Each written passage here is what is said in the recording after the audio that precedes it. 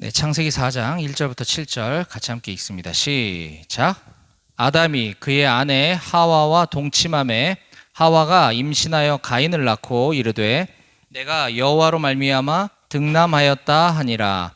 그가 또 가인의 아우 아벨을 낳았는데 아벨은 양치는 자였고 가인은 농사하는 자였더라. 세월이 지난 후에 가인은 땅의 소산으로 제물을 삼아 여호와께 드렸고 아벨은 자기도 양의 첫 새끼와 그 기름으로 드렸더니 여호와께서 아벨과 그의 제물은 받으셨으나 가인과 그의 제물은 받지 아니하신지라. 가인이 몹시 분하여 안색이 변하니 여호와께서 가인에게 이르시되 네가 분하여 함은 어찌 됨이며 안색이 변함은 어찌 됨이냐.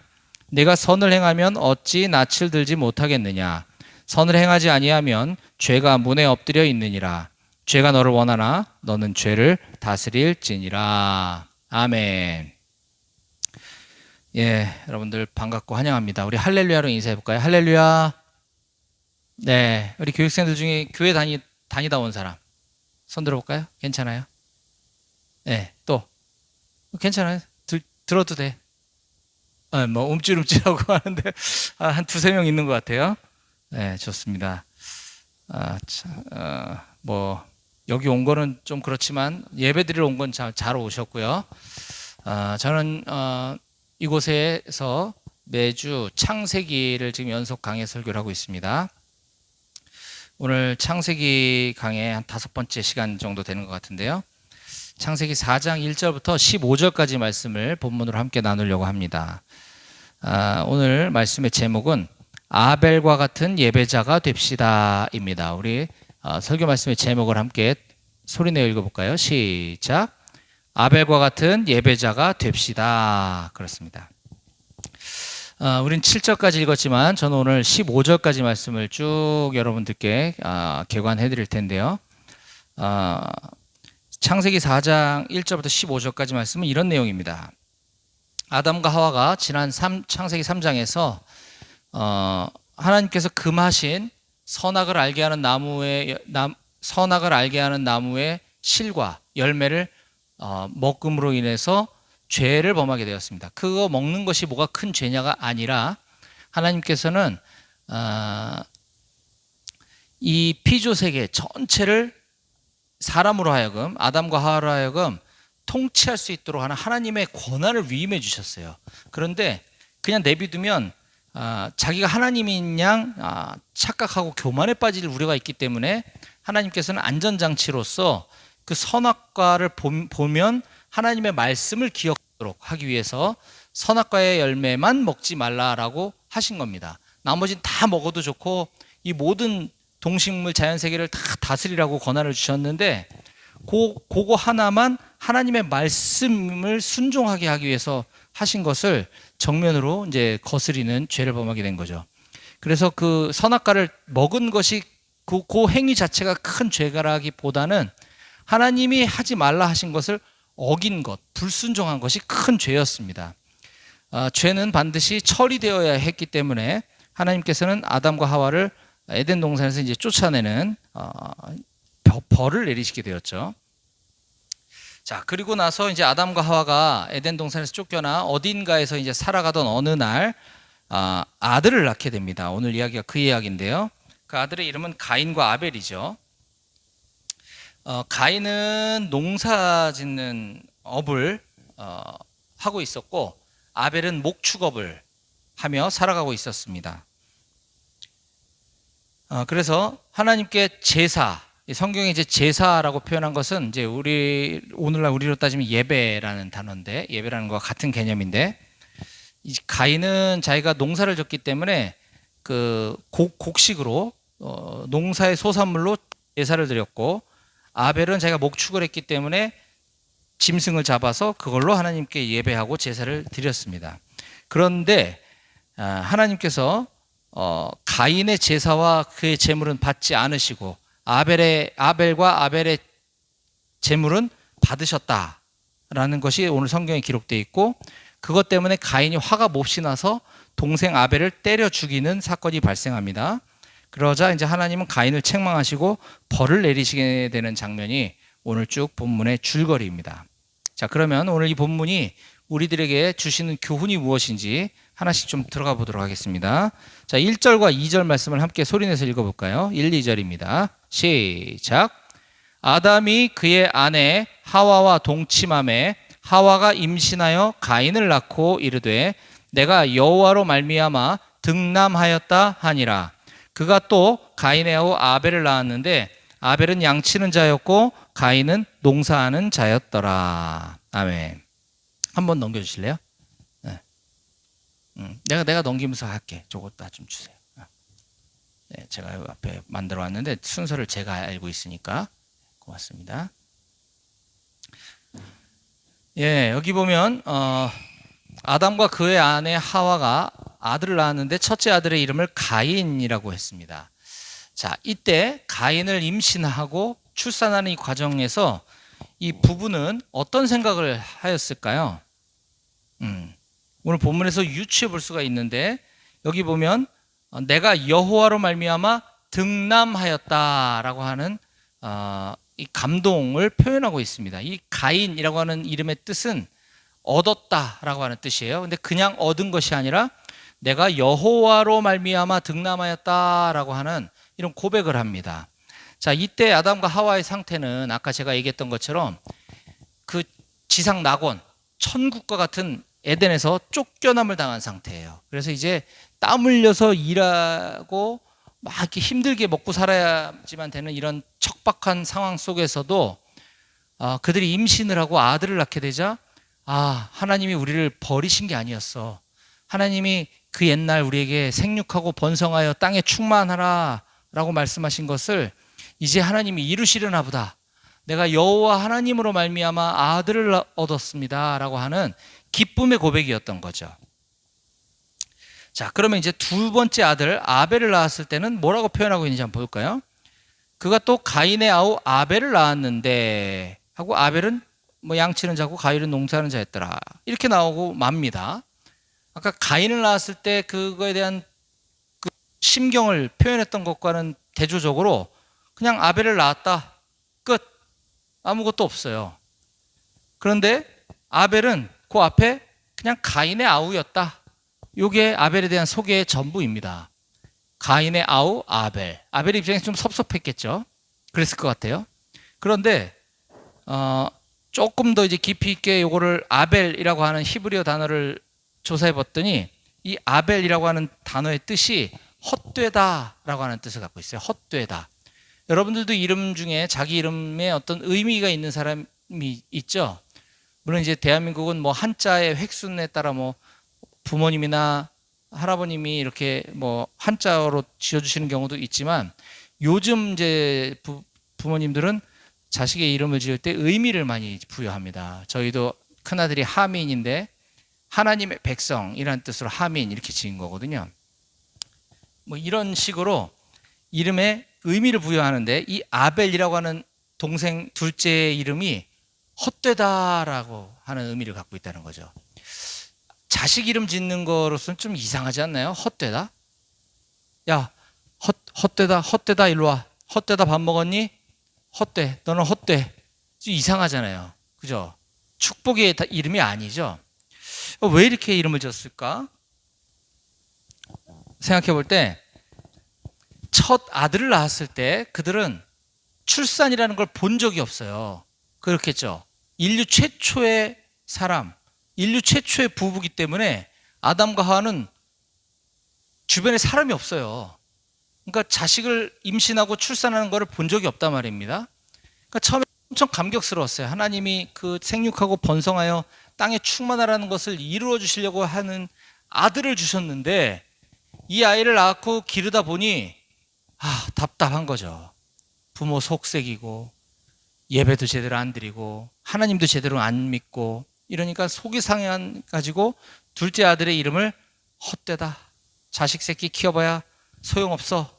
약간 이런 뉘앙스로 지은 게 아닐까라고 합리적인 추론을 해볼 수가 있습니다. 자, 그 다음에 이제 가인과 아벨의 제사 장면을 한번 볼게요. 3절에서 5절인데요. 세월이 지난 후에 가인은 땅의 소산으로 제물을 삼아 여호와께 드렸고 아벨은 자기도 양의 첫 새끼와 그 기름으로 드렸더니 여호와께서 아벨과 그의 제물은 받으셨으나 가인과 그의 제물은 받지 아니하신지라. 이렇게 소개해주고 있습니다. 네. 자, 그럼 여기서 질문. 하나님께서 왜 아벨의 제사는 받으시고 가인의 제사는 받지 않으셨을까요? 다양한 학설이 있습니다. 구약의 제사법 중에 피 흘림이 없은즉 사함이 없느니라. 즉 동물을 짐승을 잡아 피 흘리는 제사를 드려야 죄를 용서받는다라고 하는 것에 따라서 가인은 땅의 소산물, 즉 곡식으로 제사를 드렸기 때문에 하나님께서 받지 않으셨고, 아벨은 양의 첫 새끼와 그 기름, 양의 첫 새끼를 잡아서 피 흘려서 드렸더니 받으신 거 아니냐라고 하는 학설도 있지만, 저는 일부는 동의가 되지만 이것이 본질은 아니라고 생각합니다. 저뿐만이 아니라 많은 분들이 그렇게 해석을 하지 않아요.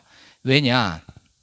구약 레위기에 있는 여러 가지 다양한 제사법 중에도 소제라고 하는 제사가 있는데, 이 소제는 곡식으로 드리는 제사를 허용하고 있거든요. 그렇기 때문에 꼭 피를 흘리고 짐승을 잡아서 드리지 않았기 때문이라고 보기는 어렵고, 그렇다면 왜 하나님께서는 안 받으셨을까? 자, 히브리서, 신약 성경에 있는 히브리서가 그거에 대한 해답을 우리들에게 가르쳐 줍니다. 자, 히브리서 11장 4절 한번 보겠습니다. 이 앞에 있죠. 믿음으로 아벨은 가인보다 더 나은 제사를 하나님께 드림으로 의로운 자라 하시는 증거를 얻었으니 하나님이 그 예물에 대하여 증언하심이라. 그가 죽었으나 그 믿음으로써 지금도 말하느니라. 아멘. 네. 아벨은 아까 창세기 4장에 그 몇 절에 잠깐 등장했다가 형 가인에게 맞아 죽고 나서 그냥 끝나요.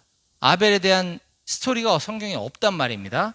그런데 히브리서 기자는 이 아벨의 삶을 이렇게 정의 내려주고 있어요. 믿음으로 아벨은 가인보다 더 나은 제사를 하나님께 드렸다. 네. 그래서 그가 죽었으나 그 믿음으로써, 아벨의 믿음으로써 지금도 아벨을 말하고 있다라고 얘기를 합니다.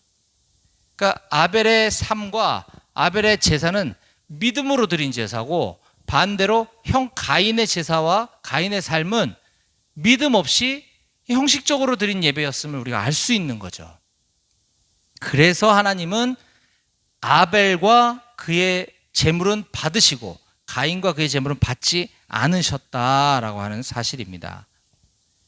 또한 여기서 우리가 주목해 봐야 될 부분은 다시 창세기 4장 3절 이하를 보면, 하나님께서는 아벨의 제물만 받으신 게 아니라 아벨과 그의 제물을 받으셨고, 또 가인의 제물을 받지 않으신 게 아니라 가인과 그의 제물을 받지 않으셨다는 걸 우리가 주목해 봐야 됩니다. 그리고 이 순서도 중요한데요, 아벨의 제물과 아벨을 받으신 게 아니고 아벨과 그의 제물을 받으신 겁니다. 여기서 우리가 반드시 기억해야 되는 건 그의 삶이 중요한 거라는 겁니다. 그의 삶. 제사는 행위죠. 그렇죠? 제사를 드리는 그 행위 가운데도 믿음을 담아서 드려야 되지만 결국은 그의 삶 전체, 아벨 전체를 하나님이 받으셨다라는 겁니다. 이것이 하나님께서 기뻐 받으시는 예배, 자와 예배라고 하는 사실을 우리 기억해야 합니다. 이사야서 말씀에 이런 말씀이 있어요. 여호와께서 말씀하시되, 이사야서 1장 11절입니다.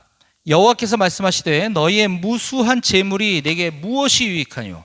나는 순양의 번제와 살찐 짐승의 기름에 배불렀고 나는 숫송아지나 어린 양이나 순염새 피를 기뻐하지 아니하노라.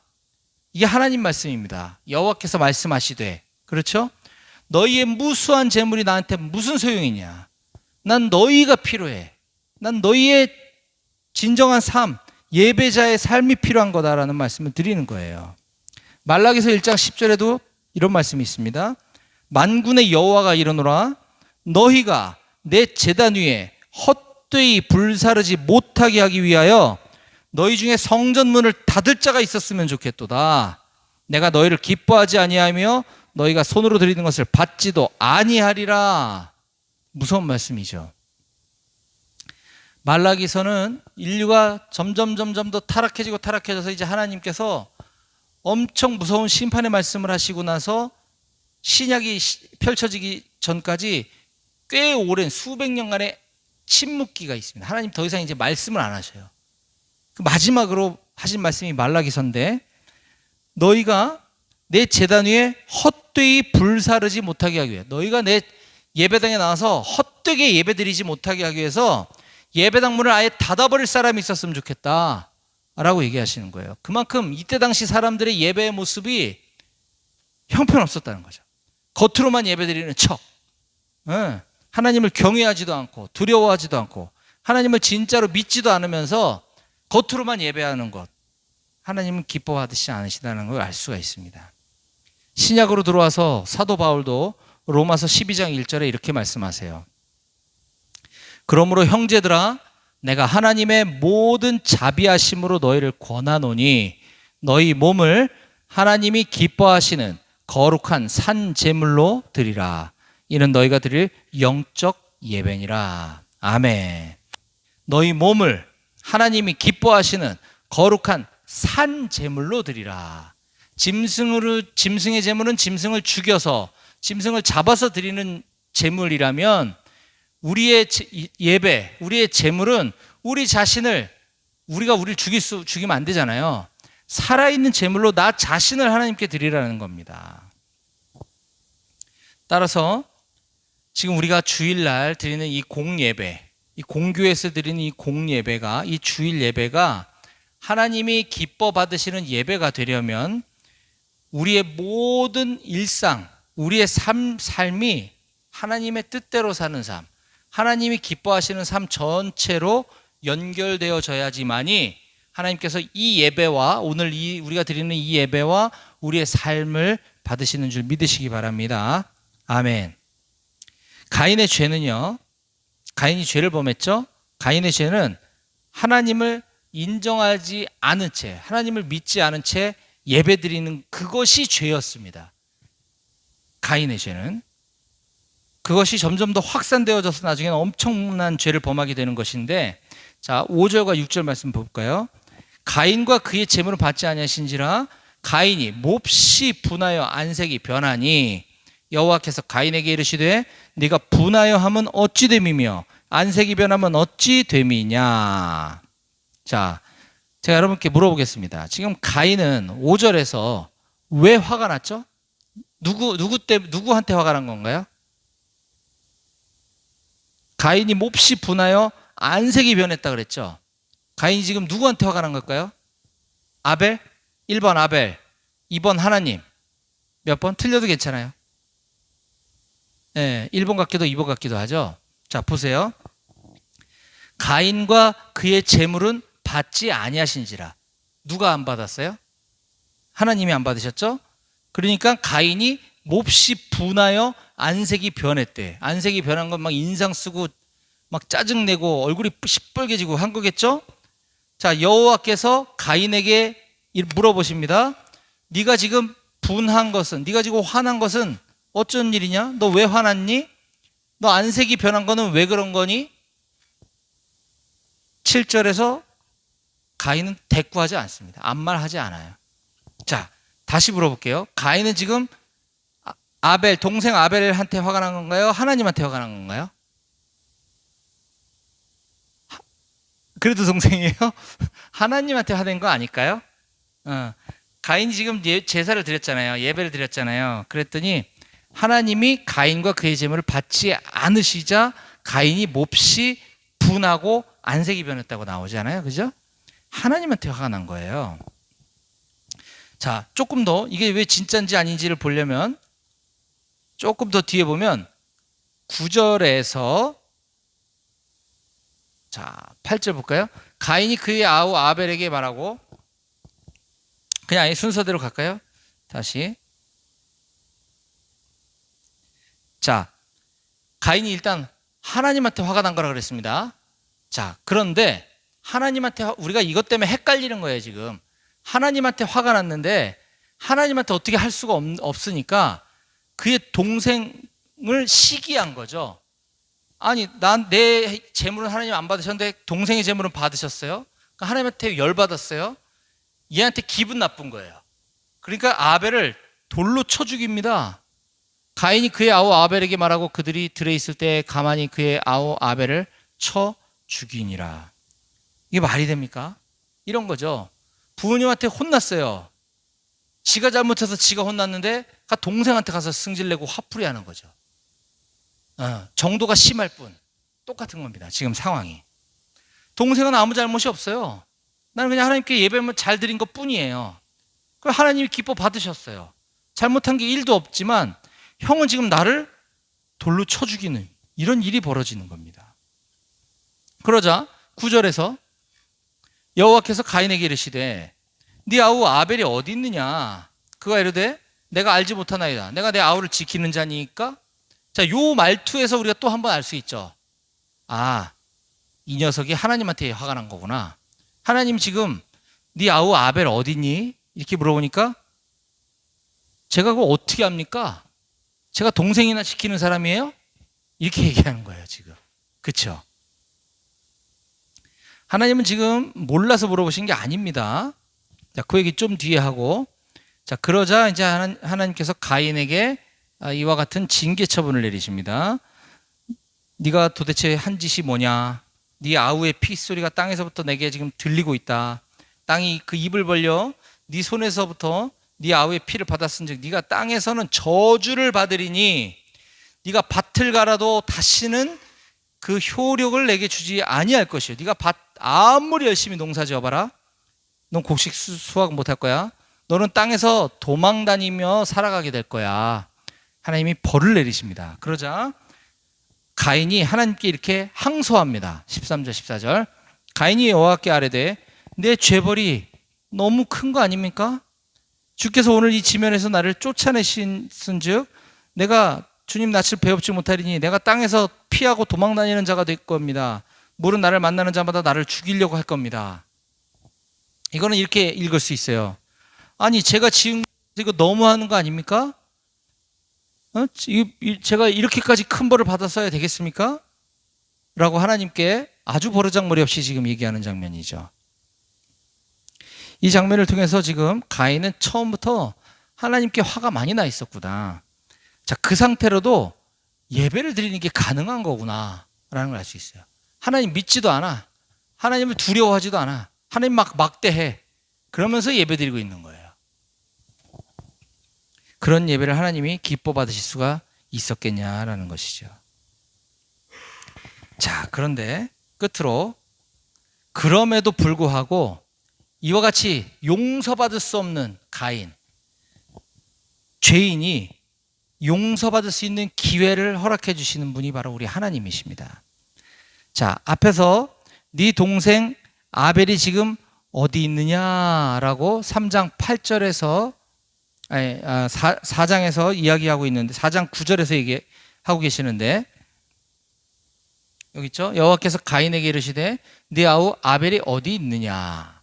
하나님 지금 이 질문은 동생 아벨이 어디 있는지 몰라서 물어보신 것도 아니고 궁금해서 물어보신 것도 아닙니다. 그러면 왜 이 질문을 하셨을까요?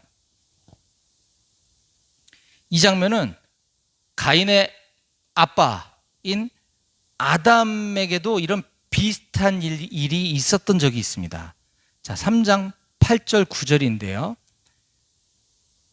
아담이 하나님이 금하신 그 열매를 먹는 죄를 하나님 말씀에 불순종하는 죄를 짓고 나서 그가 두려우니까 숨었어요. 하나님 몰래 숨어 있을 때 하나님이 이렇게 물어보십니다. 아담에게요. 그들이 그날 아담과 하와죠. 그날 바람이 불 때 동산에 거니시는 하나님의 소리를 듣고 아담과 그의 아내가 여호와 하나님의 낯을 피하여 동산 나무 사이에 숨은지라. 여호와 하나님이 아담을 부르시며 그에게 이르시되 아담아 너 어디 있니? 물어보신 거예요. 자, 죄의식, 하나님 앞에 죄를 범하고 이때는 하나님을 두려워하기라도 했던 것 같아요. 몰래 숨어 있는데 숨는다고 하나님이 모르시는 분이 아니잖아요. 하나님이 아담에게 네가 어디 있니? 라고 물으셨을 때에는 너 지금이라도 잘못했다고 빨리 말해 라는 겁니다. 이미 잘못은 저질러졌어요. 우리도 살면서 부모님께 잘못을 저지를 때가 있어요. 그때 부모님이 요구하는 건 딱 한 가지입니다. 너 잘못했어, 안 했어? 빨리 잘못했다고 빌어. 이거잖아요. 그때 잘못했다고 하면 조금은 혼날 수 있어요. 물론 잘못은 벌을 받아야 다시는 그런 죄를 짓지 않기 때문에 조그마한 벌로 다시는 그러지 말아라 할 수 있었던 것을 회개하지 않으니까 결국은 그 죄가 엄청 커지고 그 형벌이 엄청 무거워지고 오늘날까지도 계속 흘러내려오는 것입니다.